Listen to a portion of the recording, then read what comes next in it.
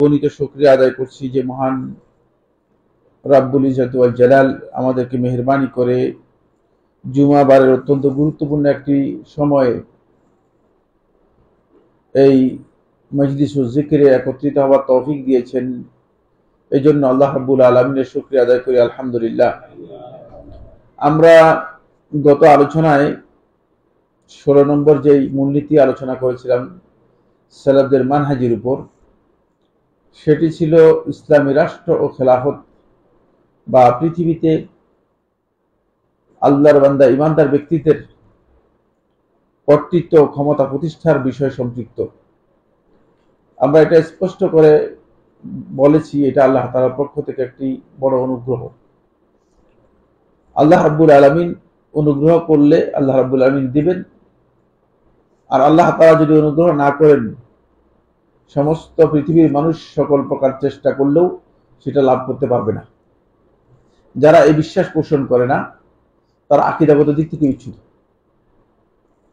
তবে এর অর্থ এই নয় যে আল্লাহর বান্দারা আল্লাহর দ্বীনের জন্য আল্লাহ রাব্বুল আলামিন যে নির্দেশগুলো করতে বলেছেন, যেগুলো পালন করতে বলেছেন, সেগুলো আল্লাহর বান্দারা করবে না। সেগুলো অবশ্যই আল্লাহর বান্দারা পালন করবে, সেগুলোর জন্য তাদের সর্বোচ্চ চেষ্টা অব্যাহত রাখবেই। দ্বীন প্রচারের জন্য, দ্বীনের দাওয়াতের জন্য যতটুকু সামর্থ্য আছে ততটুকু সামর্থ্য পরিপূর্ণরূপে চালিয়ে যাবে। যেহেতু তামকিনের সাথে ক্ষমতা অর্জন করা বা ক্ষমতা লাভ করার সাথে মৌলিক একটি বিষয় যুক্ত রয়েছে, সেই মৌলিক বিষয়টি হচ্ছে পরবর্তী আজকের এই মূলনীতি। আজকের এই মূলনীতি হচ্ছে সপ্তদশ মূলনীতি অথবা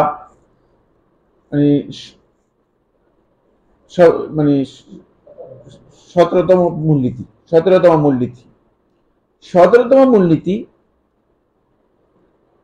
এটি হচ্ছে সালফে সালিহিনদের কাছে অত্যন্ত গুরুত্বপূর্ণ মূলনীতি। এটাই মূলত ইসলামের এবং মুসলিম উম্মার সত্যিকার শ্রেষ্ঠত্ব এবং খায়রিয়তের দলিল। এটাই হচ্ছে মূলত উম্মতে মুহাম্মাদীর কিয়ামত পর্যন্ত চিরস্থায়ী এই জীবন বিধান টিকে থাকার একমাত্র চিরস্থায়ী ব্যবস্থাপনা আল্লাহর পক্ষ থেকে। আমরা মূলনীতিটি পড়ি, তারপর আমরা সামনের দিকে যাব। ইন্নাহুম ইয়া'মুরুনা বিল মা'রুফি ওয়া ইয়ানহাউনা আনিল মুনকার। তারা সালফে সালিহিনগণ তাদের মানহাজ হচ্ছে তারা বিল মা'রুফ ভালো কাজের নির্দেশ দেবে, ওয়া ইয়ানহাউনা আনিল মুনকার এবং গর্হিত কাজ থেকে, নিষিদ্ধ কাজ থেকে তারা বাধা দেবে, নিষেধ করবে। বিল ইলমি জ্ঞানের মাধ্যমে, ওয়ার রিফক বিনম্রতার সাথে, ওয়াস সাবর ধৈর্যের সাথে, বিকসদিল ইসলাহ সংশোধনের উদ্দেশ্যে। এই মূলনীতির মধ্যে সব কথা আছে। এমন একটি কথা উল্লেখ করা হয়েছে এই কায়দার মধ্যেই সব বিষয় উল্লেখ করা আছে। এই মূলনীতিটা এত গুরুত্বপূর্ণ যে আমরা যাবে ইসলামের মূলনীতি ভুলে যাবে। যেই সমাজের মধ্যে আমরু বিল মারুফ ওয়া নাহয়ি আনিল মুনকার উঠে গিয়েছে, সেই সমাজ থেকে ইসলাম উঠে গিয়েছে, সেখান থেকে ইসলাম উঠে গিয়েছে। ফলে বনি ইসরাইল থেকে সর্বপ্রথম ইসলাম উঠে যাওয়ার কোরআনে কারীমে যে পদ্ধতি আল্লাহ তাআলা উল্লেখ করেছেন, সেই পদ্ধতির মধ্যে একটা পদ্ধতি ছিল এটাই। তাদের আলেম এবং আহবার যারা ছিল, তাদের ধর্মগুরু যারা ছিল, তারা লোকদেরকে কঠিনভাবে খারাপ কাজ থেকে নিষেধ করত এবং ভালো কাজের প্রতি নির্দেশ দিত। কিন্তু পরবর্তী সময়ে ওই খারাপ কাজের লোকগুলো, যারা খারাপ কাজ লিপ্ত ছিল, এদের সাথে তাদের উঠা বসার সম্পর্ক এমন এক পর্যায়ে চলে গিয়েছে, আস্তে আস্তে করে তারা ওই খারাপ কাজের নির্দেশ দিত না, খারাপ কাজ থেকে নিষেধ করতো না, ভালো কাজের নির্দেশ দিত না। ভালো কাজের ব্যাপারে তারা উদাসীন ছিল, খারাপ কাজে যে নিষেধ করার বিষয় ছিল নিষেধ করতো না। এক পর্যায়ে তাদের মধ্যে এসে সহনীয় হয়ে গিয়েছে, তারা 3 দলে বিভক্ত হয়ে গিয়েছে। একদল বলতো যে নিষেধ করে লাভ কি, তারা তো আমাদের কথা শুনবে না, নির্দেশ দিয়ে লাভ কি, তারা তো মানবে না। আরেক দল বলতেছে না, এটা আল্লাহর নির্দেশ, আল্লাহ রাব্বুল আলামিন নির্দেশ দিয়েছেন, নিষেধ করব তাদেরকে আমরা নির্দেশ দিব, তাদেরকে বলবো। আরেক দল বললো যে ভাই নিজের যান নিজে বাঁচান। গ্রামেগঞ্জে লোক আছে বলে চাষা আপদান বাছা, বুঝতে পেরেছেন? একদল বের হলো, বলে যে আপনার তাদের নিয়ে টেনশন কি, আপনার দায়িত্ব না, নিজের অয়েল ইউর ওন মেশিন। বুঝতে পেরেছেন না? আমাদেরকে এগুলো শিখাইছে, মানে এগুলো শিক্ষা দেয়, শিক্ষা দিয়ে ভালো জিনিস শিখা, এগুলো স্বার্থপর বানানোর জন্য। বুঝতে পেরেছেন? যে নিজের চিন্তা নিজে করেন, ওই নিয়ে চিন্তা করবেন না। ফলে এই 3টা যে গ্রুপ তৈরি হলো, 3টা গ্রুপের মধ্যে ওই অয়েল ইউর ওন মেশিন যারা আছে, তারা বলে যে ভাই আমার দরকার নেই, নিজে বাঁচলেই হলো। তাদেরকে আল্লাহ রাব্বুল আলামিন আযাব দিয়ে ধ্বংস করে দিয়েছেন, বানর শুকরে পরিণত করে দিয়েছেন, শুধুমাত্র আমরি বিল মারুফ ওয়া নাহি আনিল মুনকার থেকে দূরে সরে যাওয়ার কারণে।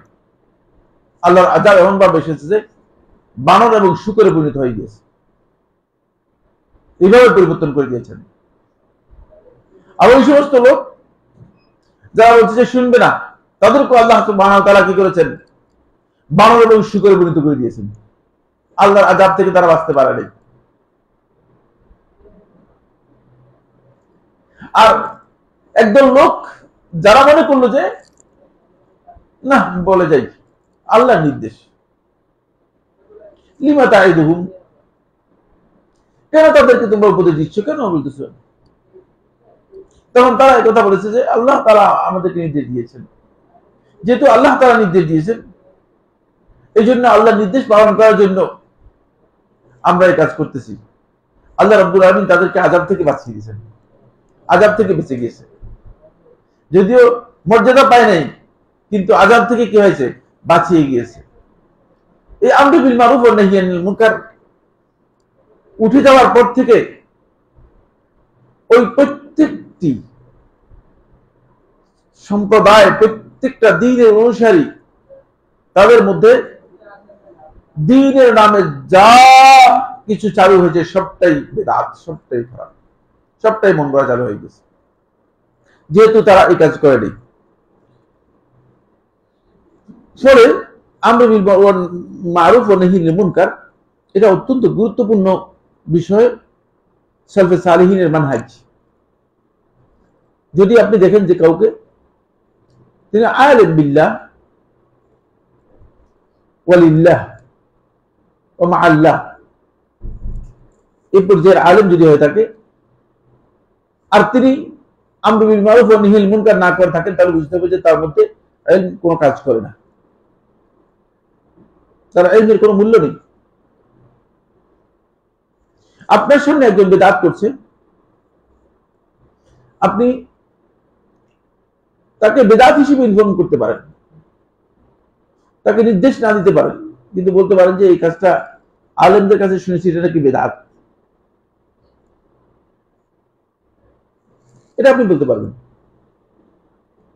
এটা বললে তো আপনার কোনো, আপনাকে এসে মারবে, ব্যাপারটা এমন না। পরিবর্তন করে দিতে পারবেন না, আপনি তাকে এটা বলবেন যে এটা আলেমদের কাছে শুনছি, এটা নাকি বিদআত, যাতে করে এই লোক বুঝতে পারে যে আসলে সে কাজটা করতেছে যে এটা আলেমদের মধ্যে কেউ কেউ বিদআত বলেছেন। আপনি ইমাম সাহেবকে বলবেন, ইমাম সাহেব আপনি যে সম্মিলিত মুনাজাত করতেছেন, এটা আলেমদের কাছে আমরা শুনি, একদল আলেম বলতেছে এটা নাকি বিদআত, আসলে আপনি কি মনে করেন? তার উত্তর জানার দরকার নেই, সে কি উত্তর দিবে এটা আপনার আগেই জানা আছে, আমারও জানা আছে, তার উত্তর জানার প্রয়োজন নেই। কারণ প্রবৃত্তির অনুসারীর কাছ থেকে আপনি দ্বীনের ব্যাপারে ভালো উত্তর পাবেন এটা আশা করার সুযোগ নেই, কিন্তু আপনি একটা ইনফরমেশন তাকে দিতে পারলেন। আপনি একজনকে দেখছেন তিনি সালাত আদায় করতেছে কিন্তু ভুল করতেছে, সালাত হচ্ছেই না। যেমন আমাদের শতকরা 80% লোকের সালাত হয় না। এটা কি আপনারা আমার সাথে দ্বিমত পোষণ করবেন না একমত পোষণ করবেন? হ্যাঁ, মানে আমার মনে হয় দ্বিমত পোষণ করলে করতে পারবে, কোনো অসুবিধা নেই, কিন্তু আমার এই বক্তব্য থেকে আমি এমনই নড়বো না। আমি বলবো যে 80% নামাজ হয় না। এর কারণ হচ্ছে, আপনি দেখেন একজন লোক ইমামের সাথে তাকবীরাতুল ইন্তেকাল বলে না। তাকবীরাতুল ইন্তেকাল বলে ইমাম সাহেবের সাথে ইমাম আল্লাহু আকবার বলছে, আল্লাহ চলে গেছে, আল্লাহু আকবার বলে নাই। ইমামের সাথে তাকবীরাতুল ইন্তেকাল বলে না, এরকম লোকের সংখ্যা সবাই প্রায়। ইমাম সামি আল্লাহু লিমান হামিদা বলেছে, আপনি রব্বানা ওয়া লাকাল হামদ বলবেন, কিন্তু রব্বানা ওয়া লাকাল হামদ বলে না। হয়তো কিছু সংখ্যক বলে, কিন্তু তাকবীর গুলো একটাও দেয় না ইমাম সাহেবের সাথে। এরপরে তিনি সূরা ফাতিহা মানে শতকরা 80 জনই পড়ে না, তিনি চুপ করে দাঁড়িয়ে আছেন, চুপ করে দাঁড়িয়ে আছেন। এভাবে অসংখ্য গলত তাসবিহ, যেগুলো ইম্পর্টেন্ট তাসবিহ, যেগুলো সালাতের মধ্যে অধিকাংশ তাসবিহ করে না। তো তাহলে এই যে লোকগুলোকে, তাদেরকে বলা দরকার যে ভাই, আপনি সালাতে আসছেন, সালাত আদায় করতেছেন কিভাবে, কোন পদ্ধতিতে সালাতটা আদায় করতেছেন, একটু জেনে শুনে আদায় করলে ভালো না? এতটুকু বলতে পারেন, এতটুকু তো আপনাকে গালিগালাজ করবে না, কিছু বলবে না। অথবা এটা বলতে পারেন যে আমরা আলেম ওলামাদের কাছে জানছি যে সালাত এভাবে আদায় করা হয়, এতটুকুতে আপনার সাথে তেমন কোনো সমস্যা হবে। ঝগড়া বাঁধবে যদি আপনি তার সাথে মানে মারামারি করার শব্দ বলেন, এমন শব্দ দিয়ে বলেন যে ভাই আপনার নামাজই হয়নি, আপনার নামাজ পড়তে বলছি কি, তাহলে তো অবশ্যই মার খাবেন, মার খাবেন অথবা মার দিবেন, একটা কিছু হবে। এই পদ্ধতিতে যাবেন না, এই পদ্ধতিতে যাবেন না। আসেন আমরা এখানে খুব গুরুত্বপূর্ণ আলোচনার আগে দলিলগুলো একটু জেনে নিই। আমর বিল মারুফ ওয়া নাহি আনিল মুনকার, এটা সালাফদের মানহাজ। এটা আমরা যারা ইমানদার আছি, ইমানদার প্রত্যেকটি ইমানদার ব্যক্তির মানহাজ। এটা যদিও জুমহুর আহলে হাদিস উলামায়ে কেরাম আহলে তাহকিক বলেছেন ফরজে কিফায়া, কিন্তু বর্তমান যুগে এটা ফরজে আইন। কারণ ফরজে কিফায়া তখন যখন ব্যাপকভাবে মানুষের কাছে দ্বীনের জ্ঞান রয়েছে, মানুষ দ্বীন সম্পর্কে জানে, তখন একদল লোক কাজ করবে। কিন্তু এখন ব্যাপকভাবে মানুষ কিচ্ছু জানে না, জানা না বলতে কিছুই জানে না, দ্বীনের ব্যাপারে জানার কোনো দরকারই মনে করে না। এই জন্য এখন এটা ফরজে আইন নয়, এটা এই ফরজে কিফায়া, এটা ফরজে আইন। সবাইকে এটা জানাতে হবে, সবার কাছে এই মেসেজ পৌঁছে দিতে হবে, ইসলামের বিষয়গুলো সবার কাছে তুলে ধরতে হবে। আল্লাহ সুবহানাহু ওয়া তাআলা কোরআনে কারীমে সূরা আলে ইমরান 104 নম্বর আয়াতের মধ্যে এটা বলেছেন, ওয়াল তাকুম মিনকুম উম্মাহ, তোমাদের মধ্যে এমন একটা গোষ্ঠী, এমন একদল লোক হওয়া দরকার, যারা ইয়াদউনা ইলাল খায়র, মানুষদেরকে ভালোর দিকে, কল্যাণের দিকে আহ্বান করবে, ডাকবে। ওয়া ইয়া'মুরুনা বিল মা'রুফ ওয়া ইয়ানহাউনা আনিল মুনকার, এদের বৈশিষ্ট্য হচ্ছে এরা ভালো কাজের নির্দেশ দিবে এবং খারাপ কাজ থেকে তারা নিষেধ করবে। এখান থেকে বোঝা যায় যে আল্লাহ রাব্বুল আলামিন উদ্বুদ্ধ করেছেন যে একদল লোক, আল্লাহর বান্দা ঈমানদারদের পক্ষ থেকে একদল লোক থাকতেই হবে। এটা হচ্ছে এই দল লোক থাকবে দায়িত্বপ্রাপ্ত হয়ে।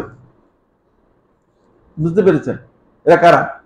মানে এই দল লোক থাকবে, এরা দায়িত্বপ্রাপ্ত হয়ে থাকবে, এদের কাজই হচ্ছে এরা আমর বিল মারুফ ওয়া নাহি আনিল মুনকারের দায়িত্ব পালন করবে। এই আয়াত থেকে কেউ কেউ এই অর্থ করার চেষ্টা করেছেন যে বলে কিছু সংখ্যক কাজ করলেই শেষ হয়ে যাবে, না, এটা এই আয়াতে এটা বুঝায়নি। কিছু সংখ্যক কাজ করলে শেষ হয়ে যাবে দায়িত্ব, এই যদি যথেষ্ট হয়, যদি যথেষ্ট হয়।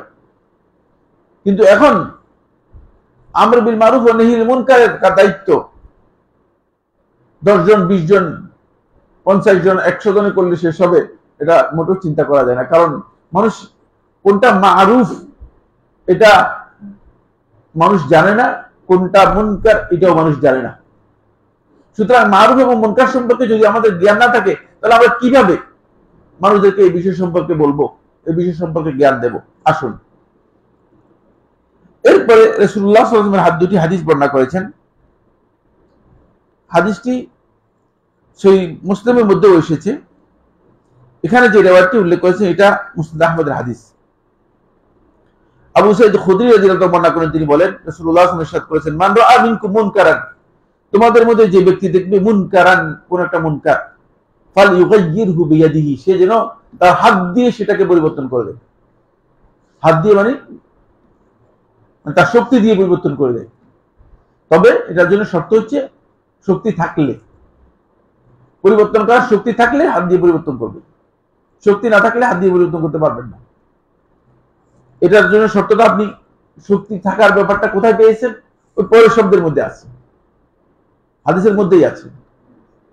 মানে এই হাদিসের মধ্যে এই কথা উজ্জ্ব আছে, মান রাআ মিনকুম মুনকারান ফালইউগাইয়িরহু বিয়াদিহি ইন ইসতাতাআ যালিক, যদি সে এটা করার ক্ষমতা রাখে।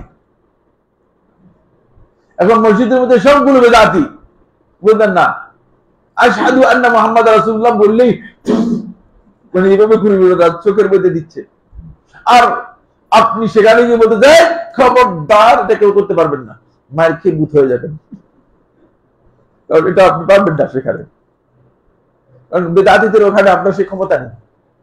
ক্ষমতা যেখানে নেই সেখানে এটা করতে যাবেন না, সেখানে আপনার এই কাজটা ভুল হবে, দাওয়াত হবে না। এই জন্য সালফে সালিহিনগণ দাওয়াতের মানহাজ এর মধ্যে যেখানে যে কথা আছে সেখানে সে কথা খেয়াল রাখতে হবে। এর জন্য গুরুত্বপূর্ণ দিক হচ্ছে আপনি আসলে পরিবর্তন করতে পারবেন কিনা হাত দিয়ে। হাত দিয়ে পরিবর্তন করার সক্ষমতা না থাকলে হাত দিয়ে পরিবর্তন করতে করবেন না। ফাইন লাম ইয়াস্তাতি ফা বিলিসানিহি, যদি হাত দিয়ে পরিবর্তন করতে না পারে তাহলে ফা বিলিসানিহি, তাহলে তার কথা দিয়ে, জিহ্বা দিয়ে কি করবে? পরিবর্তন করবে, জবান দিয়ে পরিবর্তন করবে, কথার মাধ্যমে পরিবর্তন করবেন। অবশ্যই আপনি কথা দিয়ে বলবেন যে ভাই আপনি যে কাজটা করতেছেন এই কাজটা শুদ্ধ করতেছেন না, কথার মাধ্যমে পরিবর্তন করবেন। কথার মাধ্যমে পরিবর্তন করা সহজ, এটা কঠিন না। অন্তপক্ষে মেসেজ পৌঁছানোটা সহজ।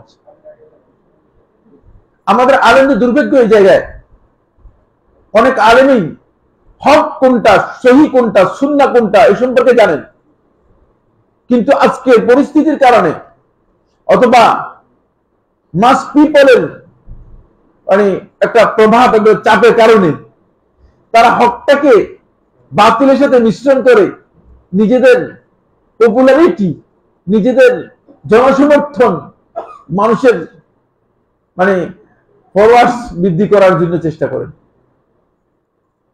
বক্তব্য বাড়ানোর জন্য চেষ্টা করেন। হক কিন্তু তিনি জানেন যে হক এটা না। আসলে যদি এটা হয়ে থাকে তাহলে তিনি আসলে দুই দিক থেকে ক্ষতিগ্রস্ত। একদিক থেকে তিনি আল্লাহর দ্বীনকে জেনে শুনে পরিবর্তন করলেন, আরেক দিক থেকে তিনি হককে মানে গোপন করলেন মানুষের জন্য, মানুষের সন্তুষ্টির জন্য। আল্লাহর সন্তুষ্টিকে অগ্রাধিকার দিলেন না। আল্লাহর সন্তুষ্টিকে অগ্রাধিকার না দিয়ে মানুষের সন্তুষ্টিকে কোনো কাজের জন্য অগ্রাধিকার দেয়া, এটা মোটেও বৈধ নয়, মোটেও বৈধ নয়। মুখে বলা দরকার। আজকাল চুপ থাকার আর সময় নেই। কতদিন পর্যন্ত চুপ থাকবেন? কতদিন শেষ পর্যন্ত মানে কান ঝালাফোড়া করে ফেলতেছে। এখন আমরা যেহেতু বলতে পারতেছি না, বললে শতকরা দুইজনে শুনতো, ঠিক না? মানে 98 জন বাদ দিলাম, তাহলে বুঝে এটা মিথ্যা, এটা অনুসরণীয় নয়, এটা বলা দরকার। কিন্তু না, গা ভাসিয়ে দিয়েছেন, গা ভাসিয়ে দিয়েছেন, তাহলে চলবে না। তাহলে বেদাত আপনার মানে বেদাত উচ্ছেদ করতে পারবেন না। এটা দৃষ্টিভঙ্গি আছে। একবার আমরা বড় বড় আলেমদের সাথে বসছিলাম এই বিষয় নিয়ে, বসার পরে সবাই একটা একটা করে দৃষ্টিভঙ্গি পেশ করেছেন।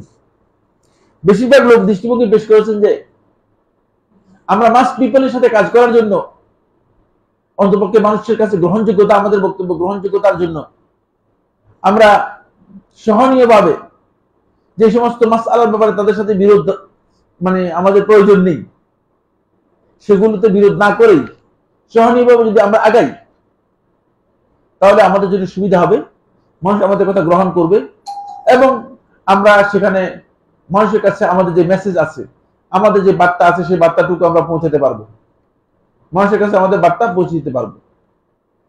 এই বক্তব্যটুকু এটি দৃষ্টিভঙ্গির দিক থেকে, বিবেচনার দিক থেকে সুন্দর, খারাপ না, আমার কাছে ভালো মনে হয়েছে। এবং অনেকেই এটাকে সমর্থন করেছেন যে দাওয়াতি ময়দানে মানুষের কাছে বিষয়গুলো পৌঁছানোর জন্য দাওয়াতি ময়দানে এই ধরনের দৃষ্টিভঙ্গি খারাপ না।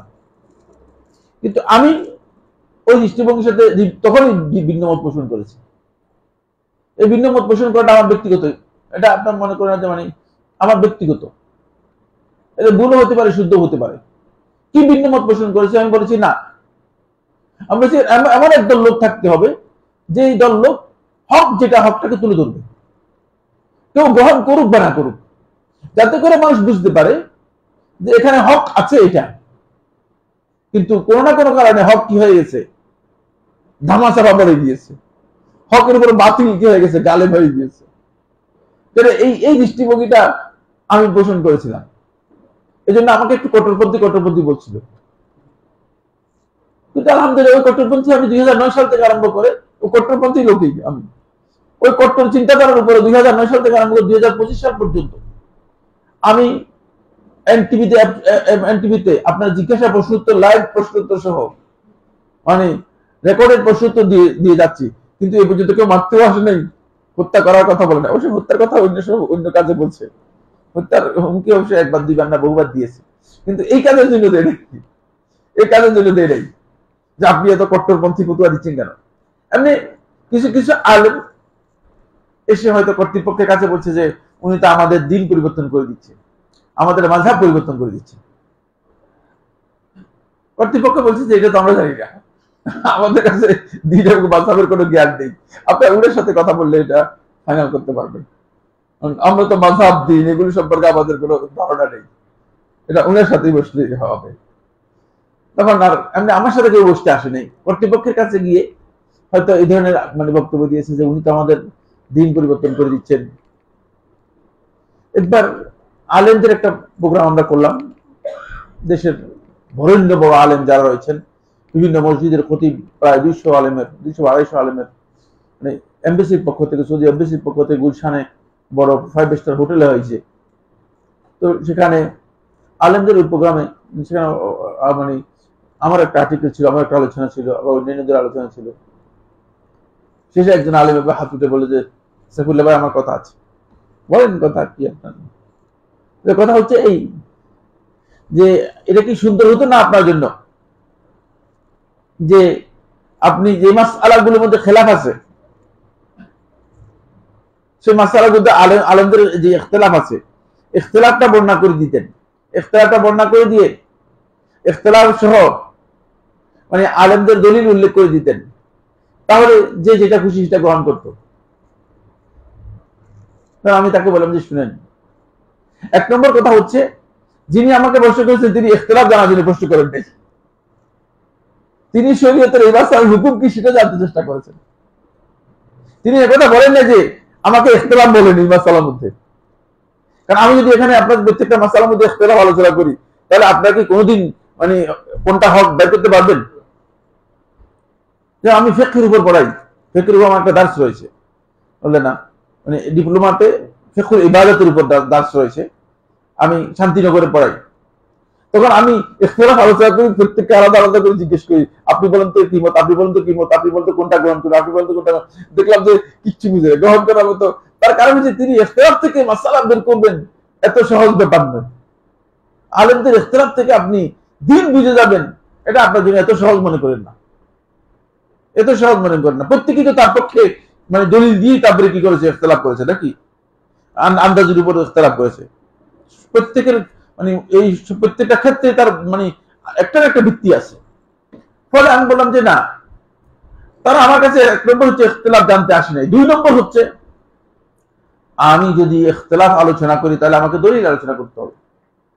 আমার হাতে সেই সময় নেই, সে মাসালা মানে সেই সময়ের জন্য আমাকে প্রশ্ন করেই নেই, তাহলে একটাই মাসালা আলোচনা করতে হবে পুরো প্রোগ্রামের মধ্যে, কারণ প্রত্যেকটা মাসালার মধ্যে ইখতিলাফ আছে। এমনকি আফিল্লাহি শাক্কুন ফাতিরিস সামাওয়াতি ওয়াল আরদ, আল্লাহ তাআলা কোরআনের মধ্যে বলেছেন, আল্লাহর ব্যাপারে কি তোমরা সন্দেহ করতেছো? খাফাতিরিস সামাওয়াতি ওয়াল আরদ, যিনি আসমান এবং জমিনকে সৃষ্টি করেছেন, সেখানেও তোমরা মতবিরোধ করতেছো। তো আল্লাহর ব্যাপারে ইখতিলাফ হয়েছে, ইখতিলাফ নাই কোন মাসআলার মধ্যে। সুতরাং আমি যখন দলিল নিয়ে কথা বলবো, তখন আমাকে একথা বলতে হবে যে এরা যে দলিলগুলো উল্লেখ করেছে সবগুলো দলিল বাতিল, এর মানে আবার দলিলগুলো সবগুলো খণ্ডন করতে হবে। তো আপনার দলিল উল্লেখ করে আপনাকে যদি খণ্ডন করি, এটা আপনার জন্য ভালো হবে নাকি আপনার বক্তব্যই আমি দিলাম না? আপনার বক্তব্য আমার দরকার নেই, আমি যেটা যতটুকু দরকার ততটুকু গ্রহণ করলাম, এটা সবচেয়ে সহজ। এটা সহজ না? এটা হচ্ছে সবচেয়ে সহজ।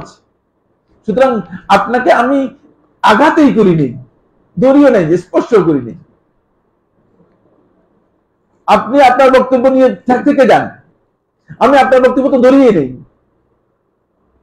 আপনার বক্তব্যের দলিলও আমি নেই নেই, দলিলের খণ্ডনও করিনি। সুতরাং আপনি কেন এই জায়গায় এসে একথা বলতেছেন?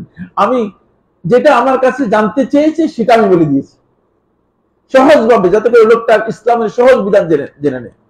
এই জায়গায় খুবই গুরুত্বপূর্ণ যে বিষয়টি যেটা নিয়ে আলোচনা করতে চাচ্ছিলাম, সেটা হলো এই যে যেখানে পরিবর্তন করা আপনার পক্ষে সম্ভব নয়, সেখানে বক্তব্য দিয়ে অন্তপক্ষে বলা দরকার। একেবারে চুপ থাকা, এটা আমি মনে করে থাকি যে তাহলে এতটুকু হক আদায় হবে না। তারপরেও অনেক জায়গা আছে বক্তব্য দিতে পারবেন না,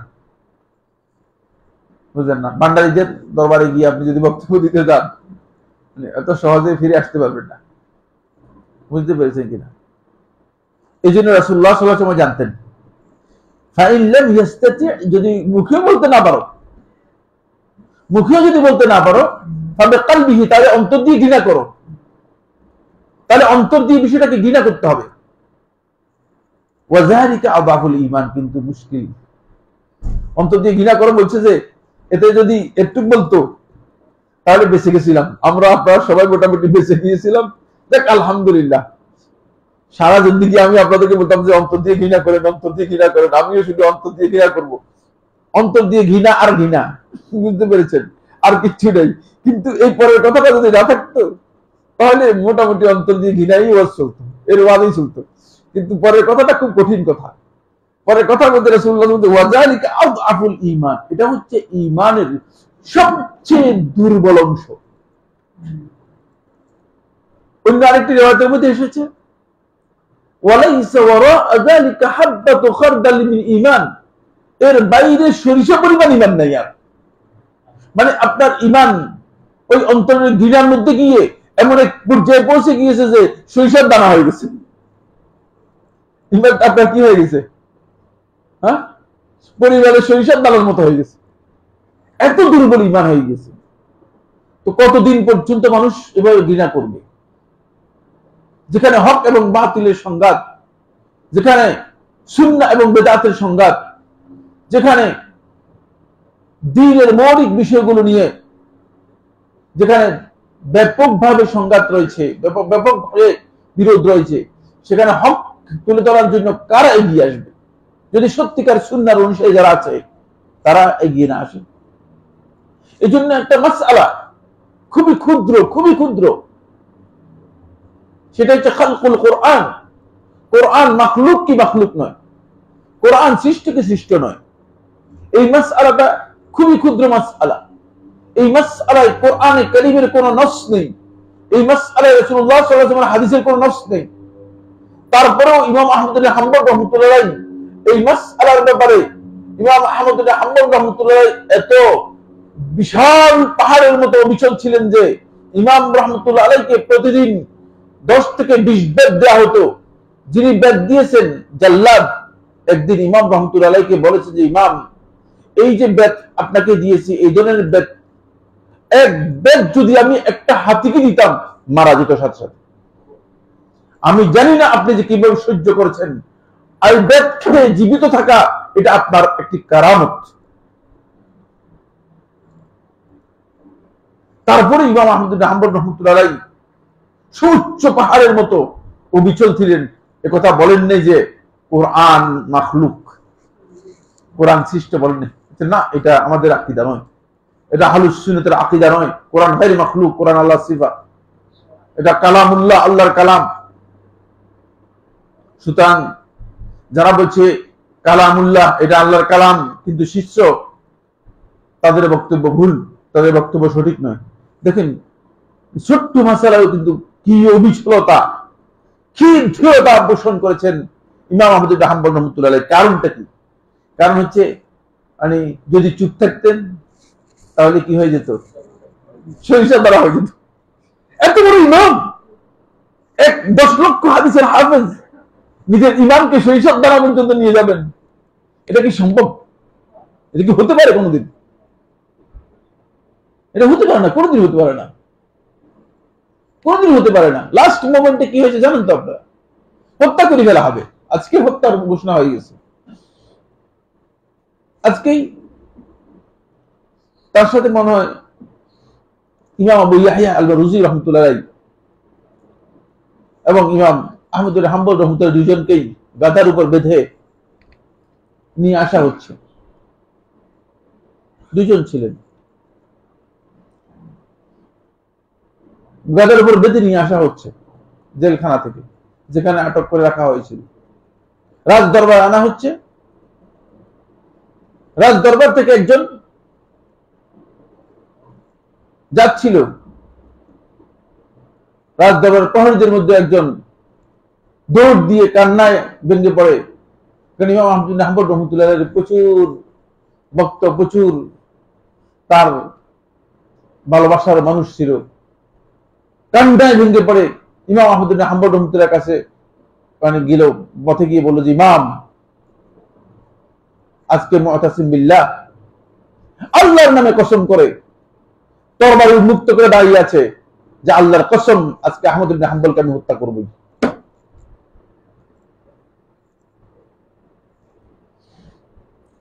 ইমাম, আজকে আপনাকে হত্যা করা হবে, হত্যার জন্য আপনাকে নিয়ে যাওয়া হচ্ছে।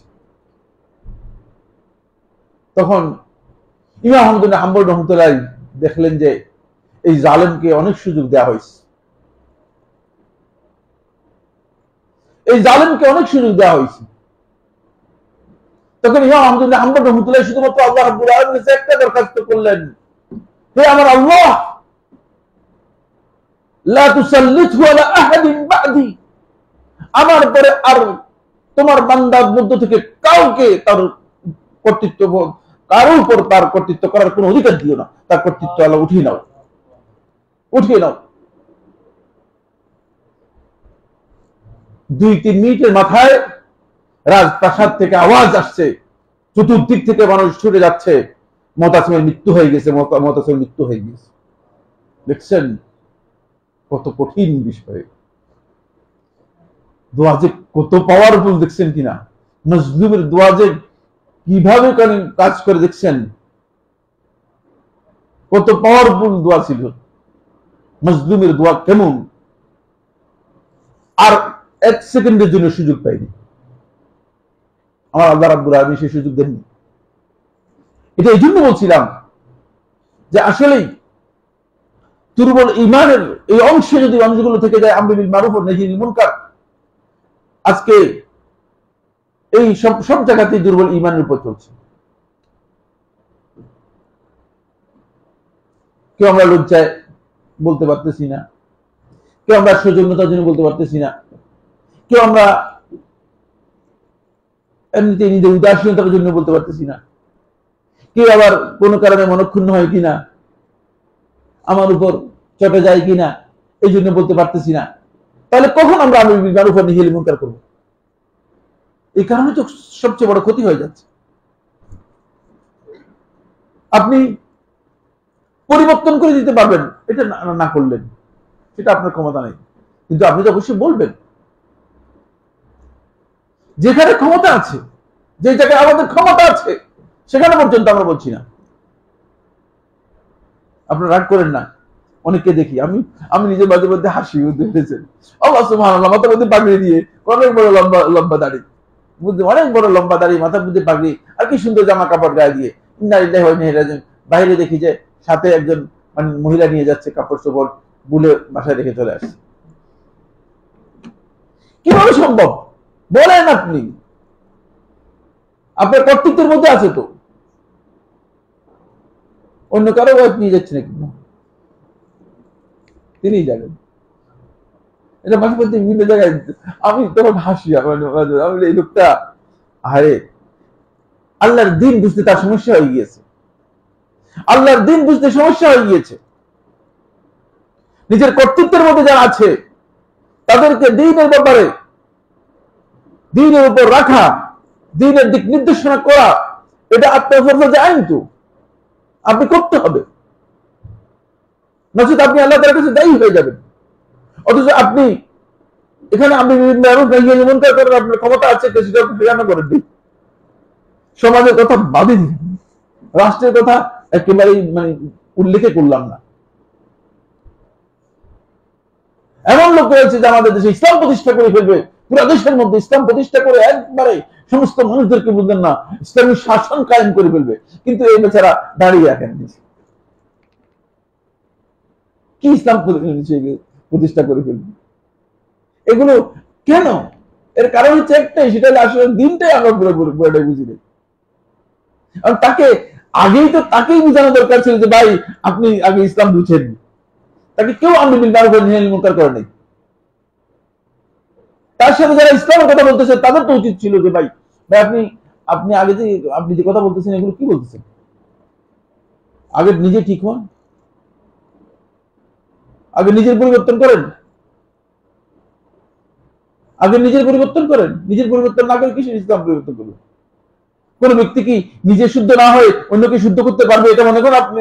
আল্লাহর কসম না, একেবারে ক্লিয়ার বক্তব্য। আমি সাইফুল্লাহ নিজে শুদ্ধ না হলে আমি অন্যকে শুদ্ধ করতে পারবো না। শুদ্ধ করা সহজ নয়, এটা খুব কঠিন কাজ। এর প্রথম কাজ হচ্ছে বুঝলেন এটা অন্তরের সাথে জড়িত। দ্বিতীয় নম্বর কাজ হচ্ছে এটা একজন ব্যক্তির সদিচ্ছা এবং নিয়তের সাথে জড়িত। এটা আপনি ততক্ষণ পর্যন্ত করতে পারবেন না যতক্ষণ পর্যন্ত আপনার নিজের পরিশুদ্ধি না আসবে। আসুন, এই জন্য আমাদেরকে অন্তর দিয়ে ঘৃণার এই জায়গায় বেশি দিন পড়ে থাকলে চলবে না। দুর্বল ঈমান থেকে একটু স্টেজে কি করতে হবে? আগাতে হবে। এটা 2 নম্বর হাদিস। 3 নম্বর হাদিসে আসেন। 3 নম্বর হাদিস হচ্ছে আন আবি বকর রাদিয়াল্লাহু তাআলা আনহু, আবু বকর রাদিয়াল্লাহু তাআলা তিনি বলেন আনি নবী সাল্লাল্লাহু আলাইহি ওয়াসাল্লাম, নবী সাল্লাল্লাহু আলাইহি ওয়াসাল্লাম ইরশাদ করেছেন ইন্নান নাস ইযা রাউল মুনকার, মানুষ যখন কোন একটা গর্হিত কাজ, নিষিদ্ধ কাজ, হারাম কাজ যখন দেখে, ওয়ালা ইউগাইয়িরুনাহু, আর সেটাকে পরিবর্তন করে না। পরিবর্তন করার ক্ষমতা আছে, বলার ক্ষমতা আছে, তাকে বলার মতো শক্তি আছে, কিন্তু পরিবর্তন করে না। আউশাকা আন ইয়াউম্মাহুমুল্লাহু বিইকাবিহিম, আল্লাহ রাব্বুল আলামিন তাদের সবাইকে আযাব দিয়ে ধ্বংস করে দেওয়ার উপক্রম হবে। এরা ব্যাপক আযাবের সম্মুখীন হওয়ার সম্ভাবনা রয়েছে। শুধুমাত্র ওই যে অপরাধ করেছে সে অপরাধী শাস্তি পাবে তা নয়, বরং অপরাধীর সাথে সংশ্লিষ্ট যারা আছে সবাই সহ আল্লাহর আযাবের মধ্যে পড়ে যাওয়ার সম্ভাবনা রয়েছে। আপনি কথা মনে করেন না এটা আমি এখানে আলোচনা করি নাই, আমি অন্য কোথাও আলোচনা করেছি। সেটা হচ্ছে এই বালা মুসিবত কোন ব্যক্তির উপর যখন কোন ব্যক্তি বা গোষ্ঠী বা কোন জনপদে যখন অবতরণ করে, তখন ইমানদার ব্যক্তিদের অবস্থানটা কি হবে। 11টি পয়েন্টে খুবই গুরুত্বপূর্ণ একটা আলোচনা করেছিলাম। কোথায় করেছি আমার জানা নেই, এই মুহূর্তে খেয়াল করতেছে না। আপনি এই কথা মনে করবেন না যে পৃথিবীতে যা কিছু করতেছে এগুলো সব এমনি হয়ে গেল, এমনি চলছে, এটা বিমান দুর্ঘটনা হয়ে গিয়েছে। না, আমার আল্লাহ রাব্বুল আলামিন জানতেন না এমন কিছু ঘটছে পৃথিবীতে, এমন কিছু ঘটতে পারে? প্রশ্নই আসে, প্রশ্নের সবটাই আমার আল্লাহ তাআলার ইলমের মধ্যে রয়েছে। এটা আমার দৃঢ় বিশ্বাস, এটা ইয়াকিন আমাদের, এটা আমাদের ঈমান। সুতরাং অবশ্যই এর পেছনে কোনো না কোনো হিকমত আল্লাহ রাব্বুল আলামিনের রয়েছে, যেটা আমি আপনি জানি না, যেটা আমি আপনি জানি না। অবশ্যই এর মধ্যে কি আছে? হিকমত আছে, যে হিকমত সম্পর্কে আমাদের জ্ঞান নেই। কিন্তু আমরা আল্লাহ তাআলার কাছে চাই যে আল্লাহ তাআলা যারা ক্ষতিগ্রস্ত হয়ে গিয়েছে, যারা মারা গিয়েছে, বিপদগ্রস্ত হয়েছে, আল্লাহ তাআলা মেহেরবানি করে তাদের ক্ষমা করে দিন, তাদেরকে আল্লাহ রাব্বুল আলামিন শাহাদাতের মর্যাদা দান করুন, ইত্যাদি ইত্যাদি। কিন্তু তারপরেও ওই কথা আছে, এর মধ্যে আল্লাহ তাআলার হিকমত রয়েছে, সেই হিকমত অবশ্যই সেখান থেকে শিক্ষা নেওয়ার বিষয় আছে, সেখান থেকে আমাদের জন্য শিক্ষা নেওয়ার বিষয় আছে। আমরা মুনকারকে দেখতে পাচ্ছি,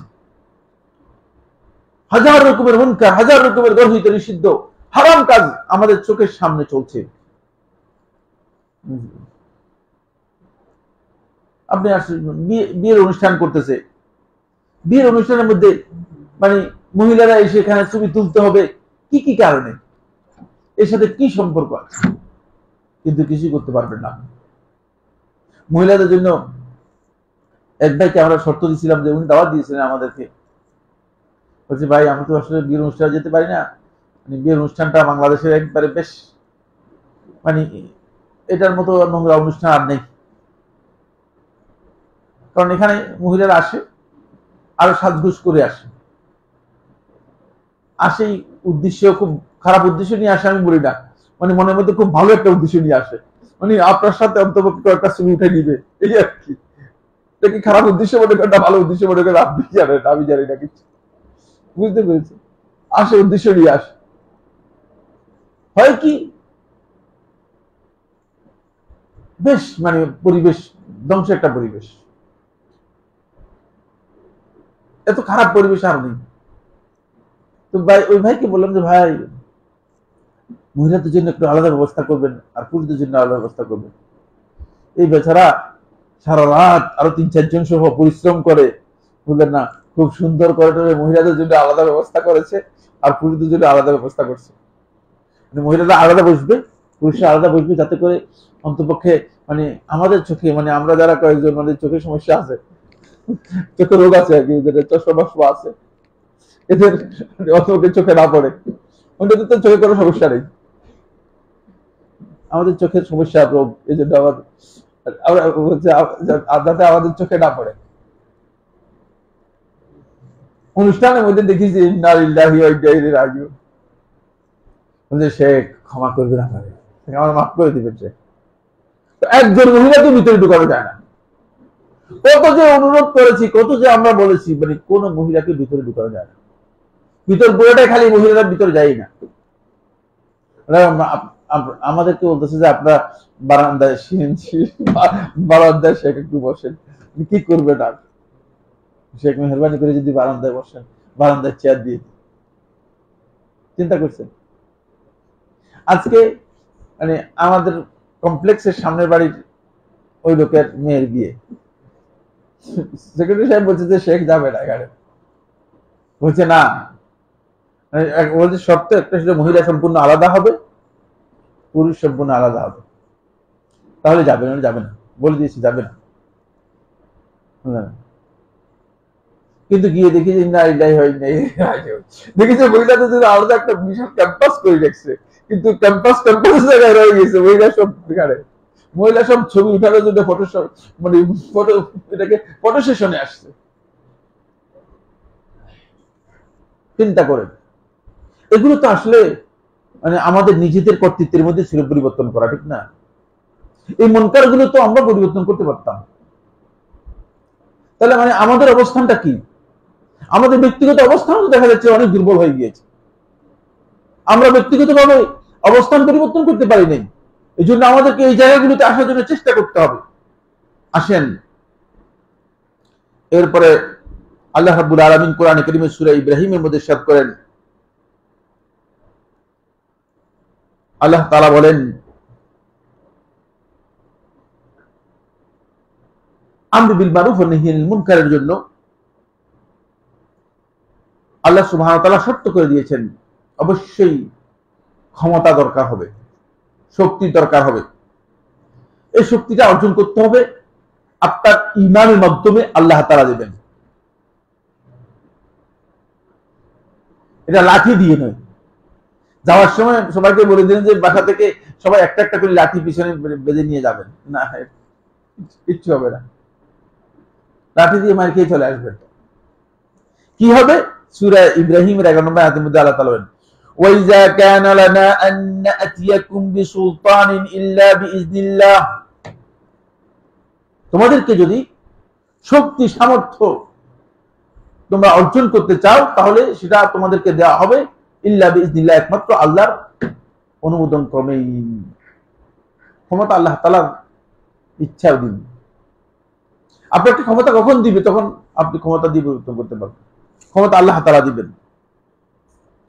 এক্ষেত্রে আমরু বিল মারুফ ওয়া নাহয়ুল মুনকারের জন্য মারুফ কি জিনিস সেটাও জানা শর্ত, মুনকার কি জিনিস সেটাও জানা শর্ত। অনেকে আছে যে মারুফ আর মুনকার সম্পর্কে না জেনে তিনি আবার আমরু বিল মারুফ ওয়া নাহয়ুল মুনকার করেন। আমি মসজিদে মধ্যে নামাজ পড়তেছিলাম, আমি একজনকে বললাম যে ভাই একামত দেন। বলে না একামত লাগবে না, লাগবে না, না একামত লাগবে না নামাজ পড়ার। মানে সে আমার থেকে বড় জ্ঞান, একামত লাগবে না। আমাকে শুনেন, আপনি দেন, অসুবিধা কিসের? সব পাইবেন, দা। আর কিছু বললাম না, আর কি বলবো। আমাদের দেশে প্রচুর লোক আছে দিন সম্পর্কে না জেনে আন্দাজের উপর মেরে দিচ্ছে, ধাক্কা দিয়ে সবকিছু মনে করে যে নিজের মন মতো করার চেষ্টা করে। এটা হারাম। আমরু বিল মারুফ ওয়া নাহয়ুল মুনকার, এটা কি মারুফ কিনা আপনি যেটা বলছেন সামনে এটা আলোচনা হবে। আর যেটা আপনি মুনকার হিসেবে নিষিদ্ধ করতে চাচ্ছেন এটা কি মুনকার কিনা এটা নিশ্চিত আপনাকে জানতে হবে, অন্যথায় আপনি কিয়ামতের দিন আটকা পড়ে যাবেন। সূরা নাহলের 116 নম্বর আয়াত, ওয়ালা তাকুলু লিমা তাসিফু আলসিনাতুকুমুল কাযিব হাযা হালালু ওয়া হাযা হারাম। তোমাদের মন, তোমাদের মানে ইচ্ছা যেটা চায়, তোমাদের মুখের মধ্যে যেভাবে আসে মিথ্যা আল্লাহর উপর, মিথ্যার উপরে এই কথা বলো না, হাযা হালালু ওয়া হাযা হারাম, এটা হালাল এটা হারাম। তোমাদের মন মতো হালাল হারাম নির্ধারণ করে দিবে না। আল্লাহ তাআলা যেটা হালাল এবং হারাম নির্ধারণ করেছেন সেটাকে হালাল করতে হবে, যেটা হারাম করেছেন সেটাকে হারাম করতে হবে। সুতরাং হালাল হারামের ক্ষেত্রে আমাদেরকে এই পদ্ধতি অবলম্বন করতে হবে। এটা হচ্ছে দলিল। আপনি মারুফ এবং মুনকার অবশ্যই জানতে হবে। এর জন্য মারুফকে মুনকার হিসেবে পরিণত করে মুনকারকে মারুফে পরিণত করলে চলবে না। কারণ এখন আপনি একদল লোক মনে করছে মিলাদ হচ্ছে সুন্নত। এখন মিলাদ হচ্ছে সুন্নত। এখন এই লোকেরা যদি আপনি বলেন যে ভাই মিলাদ হারাম, মানে এত সহজে আপনি তার কাছ থেকে মার পাবেন নাকি? কারণ সে তো জানে যে মিলাদের মতো সুন্নত আল্লাহর দুনিয়ার আর কোনো নাই, কিচ্ছু নেই।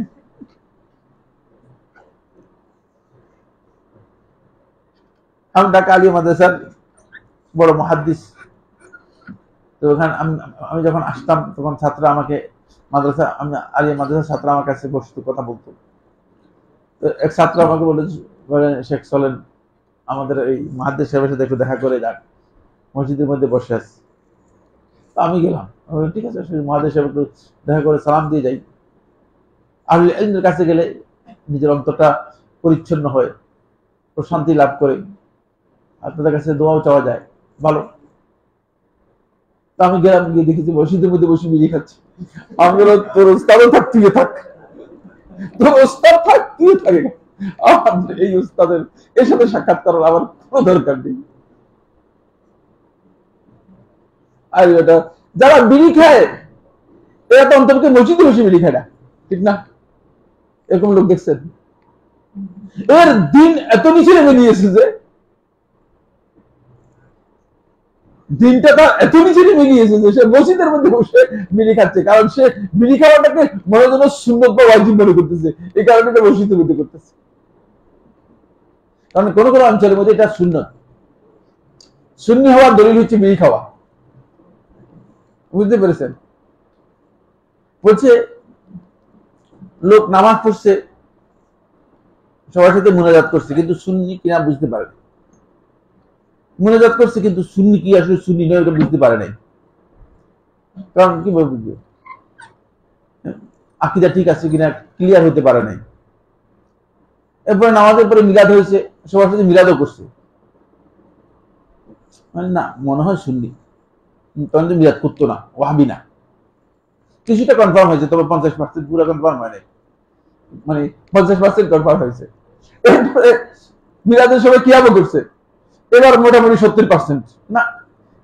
যদি ওয়াহাবি হতো তাহলে কিন্তু কিয়াম তো করতো না, কিন্তু তারপরে 30% কনফিউশন আসলে সুন্নি কি সুন্নি না। এরপরে মসজিদ থেকে বেরোয় যখন সিগারেট চালাইছে তখন বলছে তাহলে সুন্নি, 100% সুন্নি।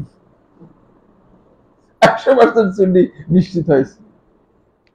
আর সুন্নির ব্যাপারে কি নেই, কোনো সন্দেহ নেই। নাউযুবিল্লাহ মিন যালিক। এই যে অবস্থা, এগুলো এই কারণে হয়েছে যে আসলে হালাল হারাম সব প্রবৃত্তি অনুযায়ী আমরা চলছি।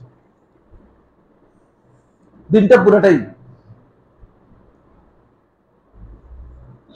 কবর পূজারীরা নিজেদের মন মতো দিন তৈরি করে নিচ্ছে, শিয়ারা নিজেদের মন মতো দিন তৈরি করে নিচ্ছে, তারপরে তরিকতপন্থীরা নিজেদের দিন তৈরি করে নিচ্ছে সবাই।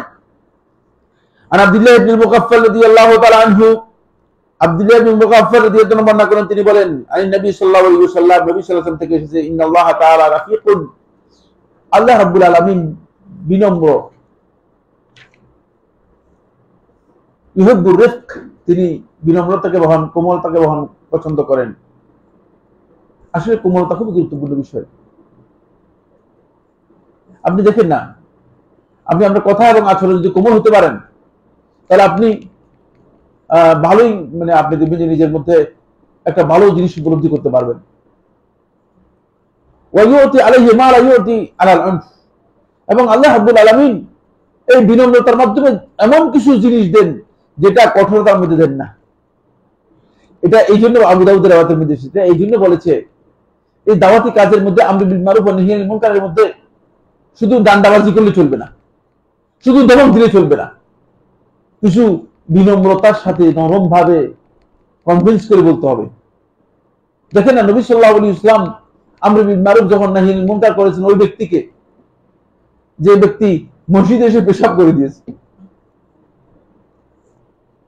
মসজিদে এসে পেশাব করে দেয়া, এটা কি ভালো কাজ করছে? প্রশ্নই আসে না।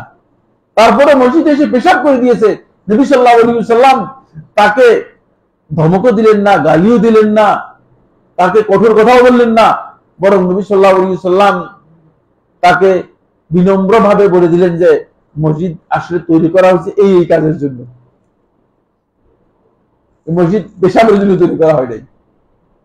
তাও এই কথা বলেন নাই, এই শব্দ ওখানে হাদিসের মধ্যে নাই যে মসজিদ পেশাবের জন্য তৈরি করা হয় নাই, কিন্তু বলছে মসজিদগুলো তৈরি করা হয়েছে এই কাজের জন্য, নোংরা কোনো কাজের জন্য নয়, যাতে করে সে বুঝতে পারে। দেখছেন কি বিনম্রভাবে বলেছেন। ওই ব্যক্তি রাসূলুল্লাহ সাল্লাল্লাহু আলাইহি ওয়াসাল্লামের কাছে আসলেন, যেটা মানে আল্লাহ রাসূল সাল্লাল্লাহু আলাইহি ওয়াসাল্লাম কঠিন ভাবে নিষেধ করে দিয়েছেন, জেনা ব্যভিচার, যেটা জাহেলী সমাজেও নিষিদ্ধ। জাহেলী সমাজে স্বাধীন নারীরা জেনা করাকে সবচেয়ে নিকৃষ্টতম কাজ হিসেবে মনে করত জাহেলী সমাজে। আর আমাদের এই বর্তমান যুগের সভ্য সমাজে জেনা আর পতিতাবৃত্তিকে জব হিসেবে বন্ধুদের স্বীকৃতি দেওয়ার জন্য এখানে মিছিল করার জন্য চেষ্টা করতেছে। কি চিন্তা করেন, মানে জাহিলিয়ত থেকে কত নিচে নেমেছে, কয়শো ফুট নিচে নেমেছে জাহিলিয়তের। জাহিলিয়ত যে পর্যায়ে ছিল সেখান থেকে অন্ততপক্ষে মানে 1000 ফুট নিচে নেমে গিয়ে তারা এখন বলতেছে যে জেনাবে বিচার পতিতাবৃত্তি এটা একটা জব হবে। নাউযুবিল্লাহ মিন যালিক। এই জবের পরে পরবর্তী সময়ে এই নারীদের দশা কি হবে? এই নারীরা এই সমাজের কি কাজে লাগবে? এই সমাজে তারা কি করবে? গোটা সমাজ ব্যবস্থাকে ভেঙে খান খান করে দেওয়ার জন্য মূলত এই ধরনের প্রচেষ্টা করা হচ্ছে। আর সেটাকে এস্টাবলিশ করার জন্য আবার জাতিসংঘের মানবাধিকার কমিশন নিয়ে আসতে হবে। তারা মানে আর মায়ানমার দেখে না, যেখানে 18 থেকে 20 বছর পর্যন্ত মানুষদেরকে বিচারে হত্যা করতেছে, সেখানে মানবাধিকার নেই। সেখানে মানবাধিকার কোন দিকে গেল? ফিলিস্তিনে 1947 সাল থেকে মানবাধিকার কোথায় গেল? সিরিয়াতে মানবাধিকার কোথায় গেল? 5 লক্ষ লোককে যে হত্যা করা হলো, সেগুলো দেখে না। বাংলাদেশকে দেখতেছে মানবাধিকারের জন্য। কারণ এগুলো হচ্ছে বুঝলেন সবই ষড়যন্ত্র, সবই সমস্যা, সবই সমস্যা। এখন বলবেন তাও সমস্যা, বলবেন না তাও সমস্যা। এমন এক পর্যায়ে চলে গেছে, বললেও সমস্যা, না বললেও সমস্যা, বিপদগ্রস্ত অবস্থা। কিন্তু আল্লাহ রাসূল সাল্লাল্লাহু আলাইহি ওয়াসাল্লাম ক্লিয়ার করেছেন, সেটা হচ্ছে এই সব জায়গায় কিন্তু কঠোরতা চলে না, কঠোরতা সব জায়গায় চলবে না। এই জন্য আমর বিল মারুফ ওয়া নাহি আনিল মুনকারের প্রথম স্তরটাই হচ্ছে বিনম্রতার সাথে, কোমল ভাবে, নরম ভাবে আমাদেরকে আমর বিল মারুফ ওয়া নাহি আনিল মুনকার করতে হবে। আর এটা নবী এবং রাসূলদের কাজ। এই সম্পর্কে কোরআনে কারীমের মধ্যে আল্লাহ তাআলা বলেছেন, অনেকগুলো আয়াত রয়েছে। আমি এত লম্বা কথা বলতে চাচ্ছি না, শুধু শেখুল ইসলাম ইবনে তাইমিয়া অনেকগুলো লম্বা অনেক দলিল, প্রচুর দলিল রয়েছে, এই দলিলগুলোর আলোচনা করবো না। সামনে গুরুত্বপূর্ণ কিছু বিষয় রয়েছে, সেগুলো দৃষ্টি আকর্ষণ করবো সময়ের দিকে লক্ষ্য রেখে। ও সময় তো প্রায় শেষের দিকে চলে আসছে। শেখুল ইসলাম ইবনে তাইমিয়া রাহমাতুল্লাহি আলাইহি আমর বিল মারুফ ওয়া নাহই আনিল মুনকার সম্পর্কে মাজু ফাতাওয়াতে 13 নম্বর খণ্ডের 96 পৃষ্ঠায় খুব গুরুত্বপূর্ণ একটা ইনফরমেশন দিয়েছেন। সেই ইনফরমেশন হচ্ছে আমর বিল মারুফ ওয়া নাহই আনিল মুনকারের এই কাজে লিপ্ত হলে এটা বাধ্যতামূলক নয় যে মানে আপনি একেবারেই মানে মারুফ পুরোটা প্রতিষ্ঠা করে দিবেন, কিছু প্রতিষ্ঠা করলেও আপনার লাভ। মুনকার পুরোটাই আপনি দূর করে ফেলবেন, কিছু মুনকার দূর করতে পারলেও আপনার লাভ। আপনি যদি মুনকারের মধ্যে বড় মুনকার থেকে ছোট মুনকারে তাদেরকে নিয়ে আসতে পারেন তাহলে আপনার লাভ। শেখুল ইসলাম কথা বলেছেন। যেমন শেখুল ইসলাম রাহিমাহুল্লাহ তাআলা উদাহরণ দিয়েছেন, যেমন একদল লোক শিরকে লিপ্ত আছে অথবা হত্যা লিপ্ত আছে, তাদেরকে শিরক এবং হত্যা থেকে আপনি দূরে সরিয়ে দিয়ে তাদেরকে মধ্যে লাগাই দিলেন, তো মদ তো হারাম, ঠিক না? ভালো কাজে লাগাইছেন নাকি? কিন্তু তাদেরকে কঠিন একটা জঘন্যতম অপরাধ থেকে মদের মানে এর সাথে যুক্ত করে দিয়ে তাদেরকে মাতলামির মধ্যে নিয়ে গেলেন। অথবা দেখছেন যে এই লোকগুলো ভয়ঙ্কর অপরাধের মধ্যে রয়েছে, এদের জন্য টুর্নামেন্ট চালু করে দিয়ে খেলার মধ্যে মাথায় দিলেন, তাহলে কিন্তু এখানে কিন্তু এটা আমর বিল মারুফ নাহি আনিল মুনকার। কিছুটা কি হয়েছে, কিছুটা পরিবর্তন হয়েছে, এটা পরিবর্তন হয়েছে। এই জন্য শেখ রহমতুল্লাহ আলাইহি খুব সুন্দর কথা ফায়ুক্তানাউ, এবার শুনেন শব্দটা, ফায়ুক্তানাউ বিল খাইরিল ইয়াসিরি ইযা লাম ইয়াহসুল কাসীরু, যদিও অনেক বেশি খায়ের কল্যাণ হাসিল না হয় তাকে, সামান্য কিছু হাসিল হলেও এটাও যথেষ্ট। এটা মনে করার সুযোগ নাই যে সামান্য হয়ে গিয়েছে।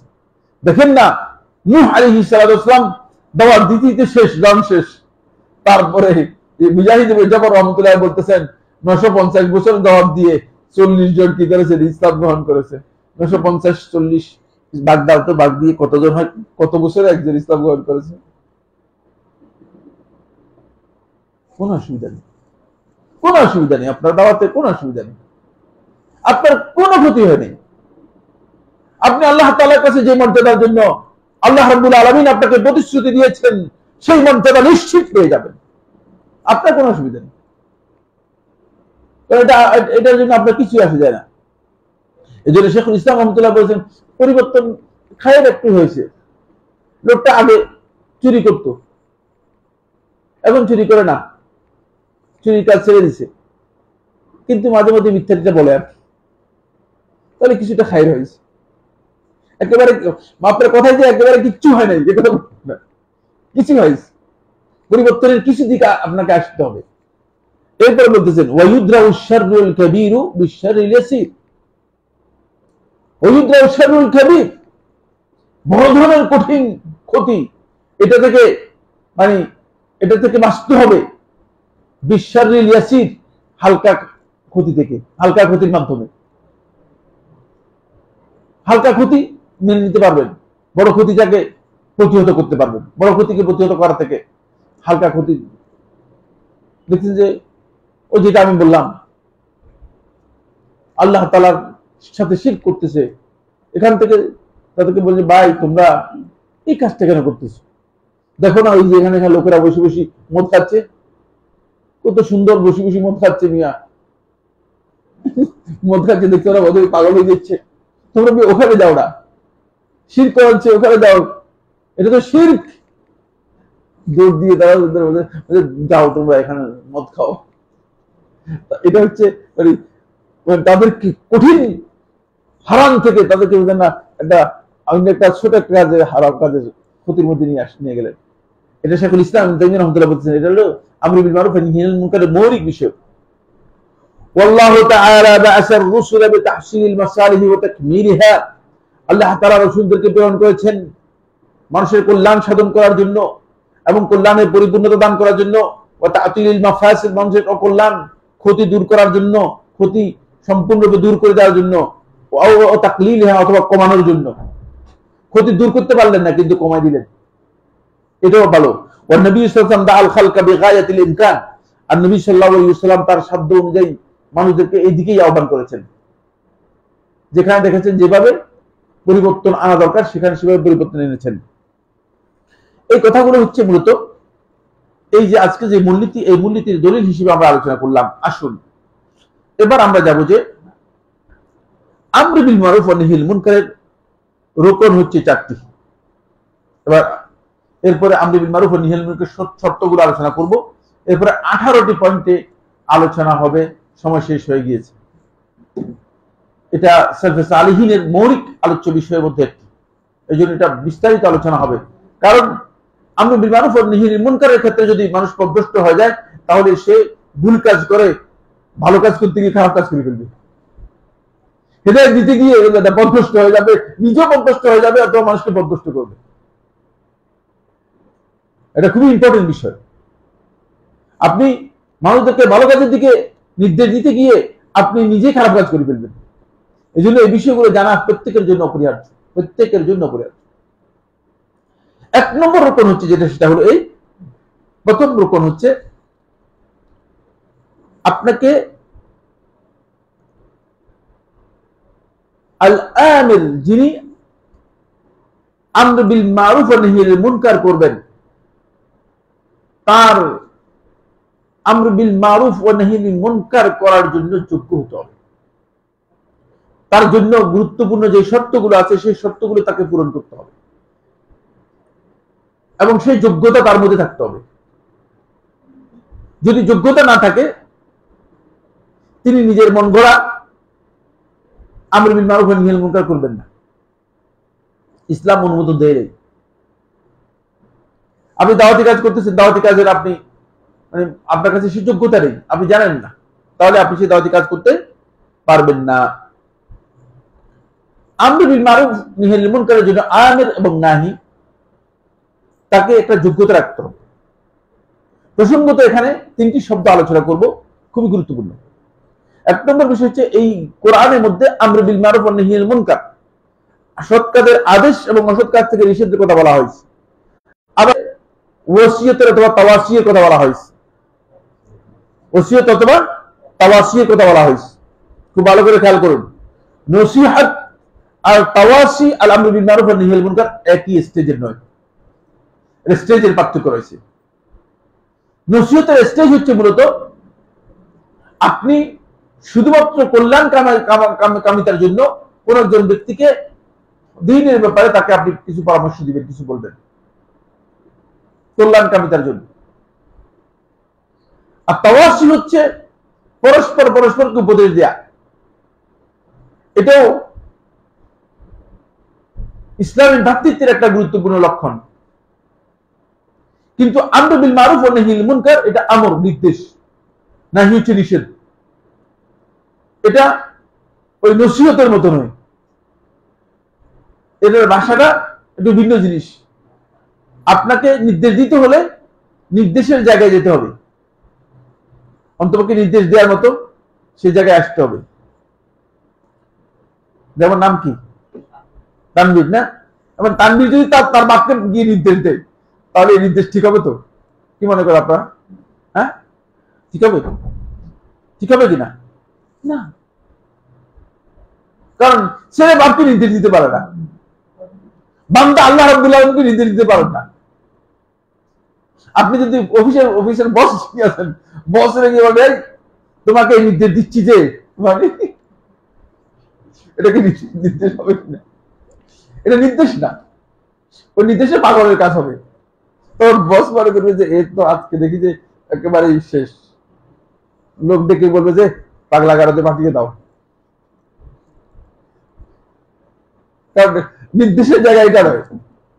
এই জন্য নির্দেশ যিনি দিবেন অথবা নিষেধ যিনি করবেন খেয়াল রাখতে হবে নির্দেশদাতা এবং নিষেধদাতা তাকে নির্দেশ দেওয়ার মতো নিষেধ দেওয়ার মতো উপযুক্ততা থাকতে হবে। উপযুক্ততার দিকগুলো হচ্ছে সর্বমোট 6টি। এগুলো লিখে রাখেন, গুরুত্বপূর্ণ। সর্বমোট 6টি পয়েন্ট রয়েছে, এটা খুবই অপরিহার্য বিষয়। 1 নম্বর হচ্ছে অবশ্যই তার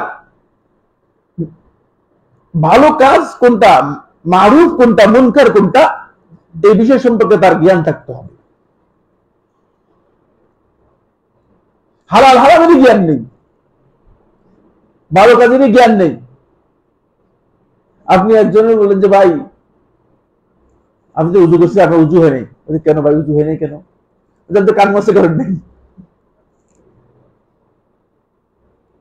এখন আপনি আগে জানতে হবে, কান মাসের মাসালা সম্পর্কে জানতে হবে, অথবা গান মাসের মাসালা সম্পর্কে জানতে হবে, তারপরে আপনাকে বলতে হবে, খেয়াল রাখতে হবে, এই মাসালাগুলো সম্পর্কে জ্ঞান নিতে হবে। এজন্য প্রথম হচ্ছে অবশ্যই আইয়াকুনা আলিমান, অবশ্যই তাকে বিমা ইয়ামুরু বিহি, যে বিষয় নির্দেশ দিবে সেগুলো জ্ঞান থাকতে হবে। ওয়ায়ানহা আনহু, এবং যে বিষয় নিষেধ করবে সেই নিষেধ থেকে জ্ঞান থাকতে হবে। হাত্তা লা ইয়ানহান নাস আম্মা আহাল্লাহুল্লাহ, আল্লাহ তাআলা যেটা হালাল করেছেন সেটা থেকে যাতে নিষেধ না করে। ফতোয়া দিয়ে আপনি বললেন যে খরগোশের গোশত খাওয়া হারাম, এখন আপনি জানেন না আসলে খাওয়া কি হালাল কি হারাম। কুকুরের গোশত সম্পর্কে ফতোয়া দিয়ে দিয়েছেন বলে কুকুরের গোশত খাওয়া হারাম।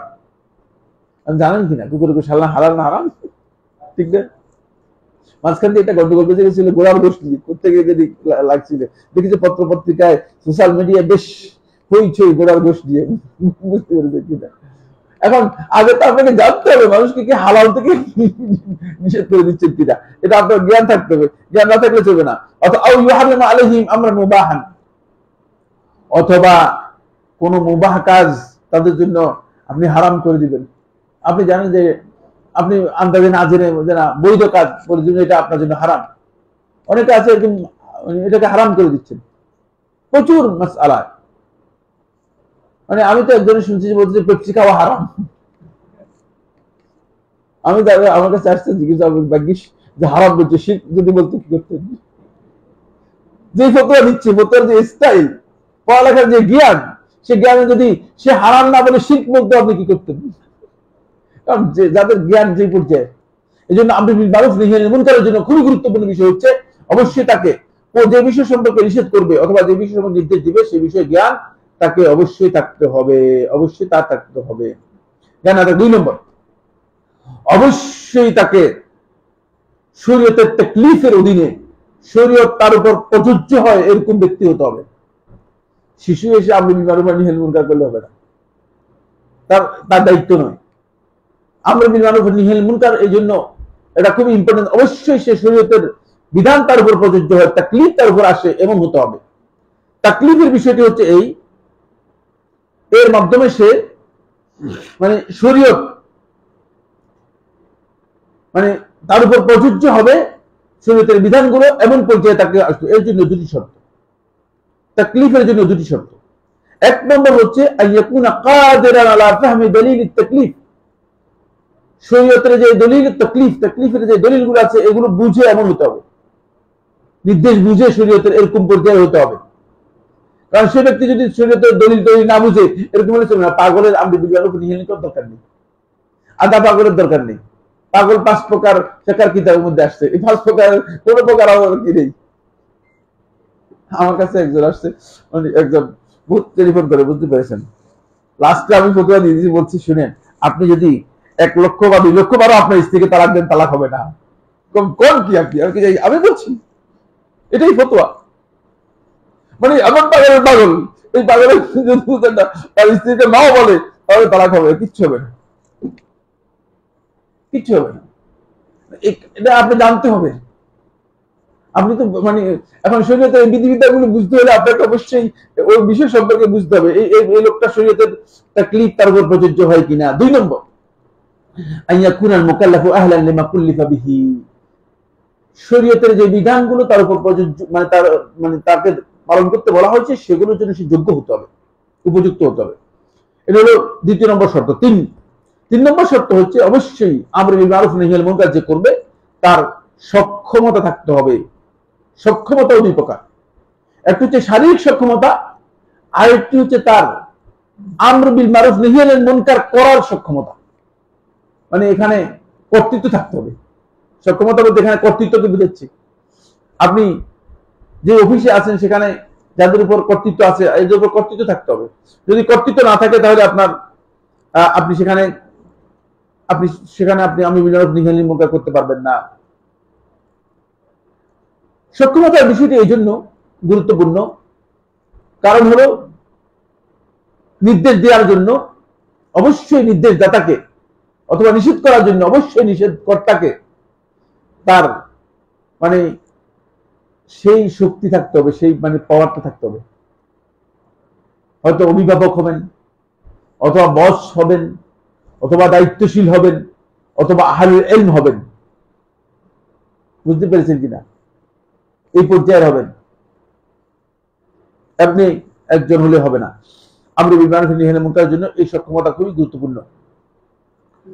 ফলে ইলম ছাড়া যদি কেউ আমর বিল মারুফ নাহি আনিল মুনকার করে,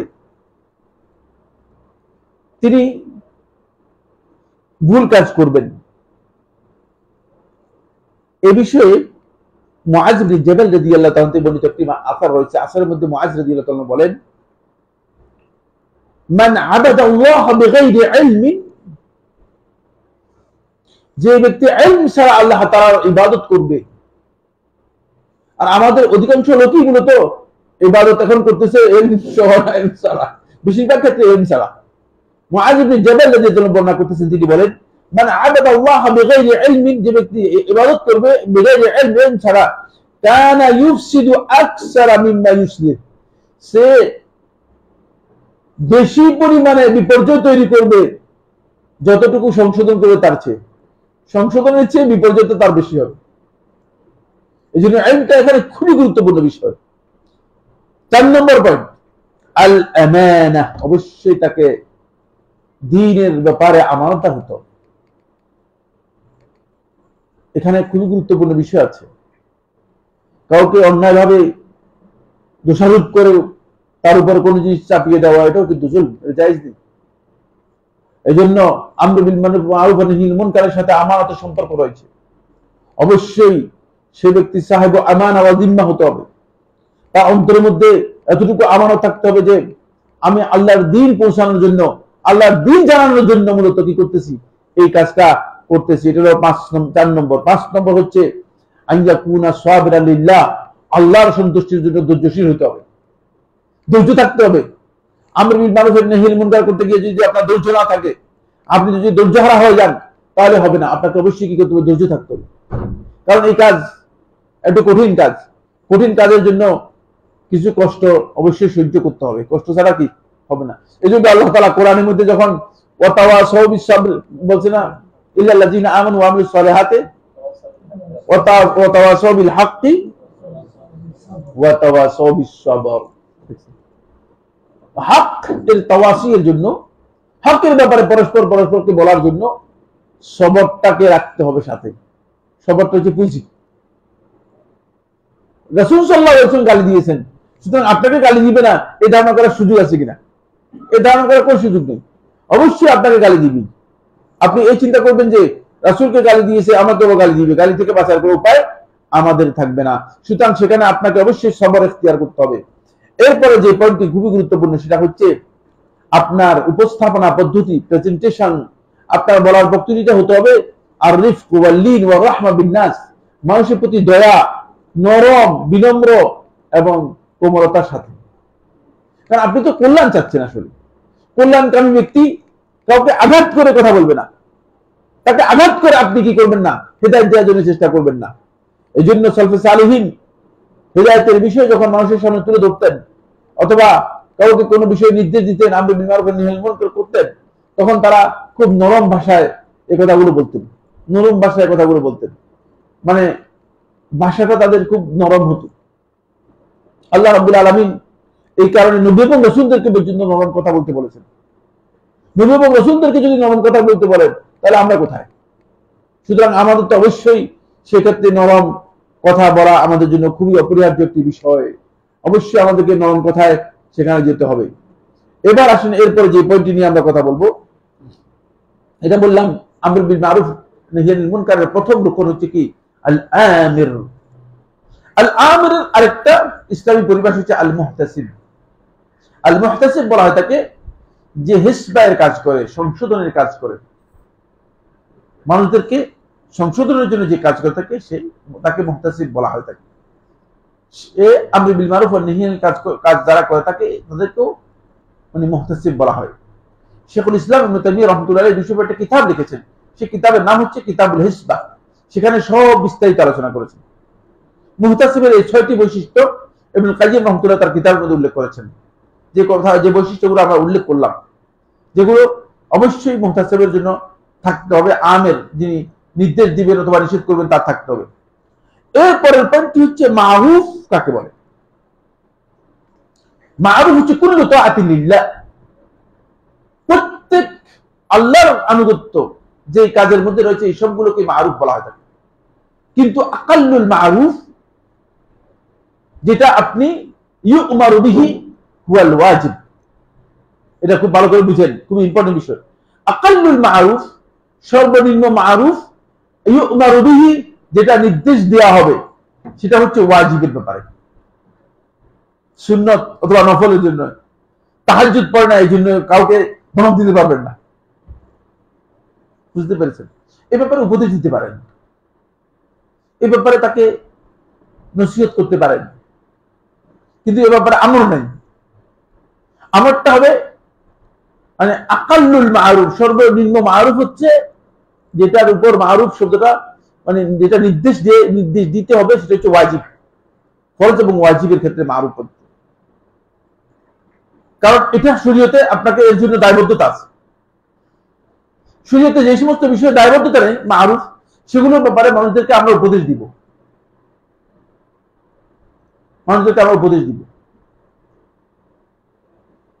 এটা অবশ্যই সুন্নতের ক্ষেত্রে প্রযোজ্য হবে, এমনকি মুস্তাহাবের ক্ষেত্রে প্রযোজ্য হবে।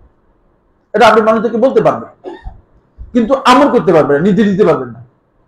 নির্দেশ দিতে হলে নির্দেশটা ভারী হয়ে যাবে এখানে। তার উপর করণীয়, মনে করেন কোন একজন ব্যক্তি সুন্নত ফরজ সালাতের পরে যে রাওয়াতিব আছে, সুন্নাত গুলো আছে, সেগুলো পড়ে না, অথবা ফরজ ভিতরের নামাজ যেগুলো আছে ভিতরের নামাজ পড়ে না। ইমাম আহমদ ইবনে হাম্বল রাহমাতুল্লাহ আলাইহি তিনি বলেছেন যে এই ব্যক্তি ইন্নাহু রাজুলুন সু, ওই লোকটা ভালো না। লা আকবালু শাহাদাতাহু, না আমি যদি দেখি যে আসলে এরকম লোক হয় তাহলে তার সাক্ষী গ্রহণ করব না। কিন্তু এটা বলে না যে মানে সে গুনার কাজ করতেছে, দেখছেন?